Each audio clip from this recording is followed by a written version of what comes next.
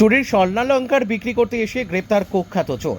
স্বর্ণ এবং রূপোর জিনিস চুরি করে বিক্রি করতে এসে পুলিশের হাতে গ্রেপ্তার হলো কৃষ্ণ দাস নামে এক কুখ্যাত চোর। ঘটনাটি ঘটেছে ত্রিপুরা সিপাহীজলা জেলা বিশ্রামগঞ্জ থানাধীন বিশ্রামগঞ্জ মধ্যবাজার কালীবাড়ির উল্টো দিকে একটি জুয়েলারি দোকানে। পূর্ব নলছর বড়মোড়া এলাকার কৃষ্ণ দাস নামে এক কুখ্যাত চোর স্বর্ণের শাখার পাত, স্বর্ণের কানের দোল এবং স্বর্ণের কয়েকটি টুকরো এবং রূপোর তৈরি নূপুর, ব্রেসলেট, গলার চেন বিক্রি করতে আসে বিশ্রামগঞ্জ একটি জুয়েলার্সের মালিক লিটন বণিকের কাছে। তাকে দেখেই জুয়েলারি দোকানের মালিক লিটন বণিকের সন্দেহ হয়। একসাথে অনেকগুলি স্বর্ণের জিনিস এবং রূপোর জিনিস বিক্রি করতে এসে কুখ্যাত চোর জুয়েলারি দোকানের মালিককে বলে তাকে 4,000 টাকা দিলেই হবে। চোরের মুখ থেকে এই কথা শুনেই সন্দেহ হয় জুয়েলার্সের দোকানের মালিকের এবং তিনি স্বর্ণের এবং রূপোর সামগ্রীগুলো ওজন দিয়ে গোপনে খবর দিয়ে দেন বিশ্রামগঞ্জ থানার পুলিশকে।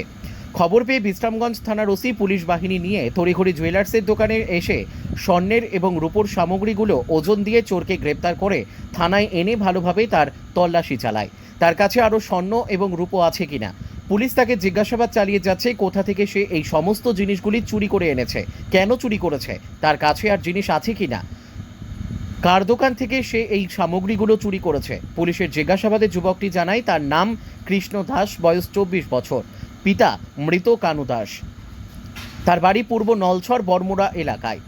সে এই জিনিসগুলো নলছর বাজারের জয়ন্ত লস্করের জুয়েলারি দোকান থেকে চুরি করে বিশ্রামগঞ্জ বাজারে বিক্রি করার জন্য এনেছিল। বিশ্রামগঞ্জ থানার ওসি মেলাঘর থানা এবং নলছর বাজার ব্যবসায়ীর সঙ্গে কথা বলে বিষয়টি জানায় এবং যুবকের ছবি তাদেরকে পাঠায় চোরকে শনাক্ত করার জন্য। চুরির স্বর্ণের সামগ্রীগুলোর ওজন 10.850 মিলিগ্রাম এবং রূপোর সামগ্রীগুলোর ওজন 129 গ্রাম। এই সমস্ত সামগ্রীগুলোর দাম আনুমানিক 1 লক্ষ টাকার উপরে হবে বলে জানিয়েছেন বিশ্রামগঞ্জ থানার ওসি সুবিমল দেবনাথ।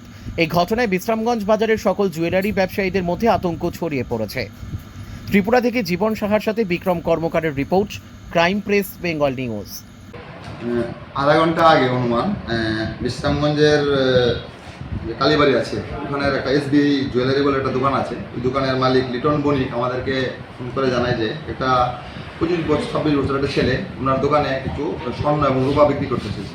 তো উনি সন্দেহ হয়, পুলিশকে খবর দেয়। তো আমরা ওখানে যাই, গিয়ে আমরা কৃষ্ণ দাস, বয়স 25, বাবার নাম লেট কানু দাস, বাড়ি হচ্ছে নলছর, পূর্ব নলছর।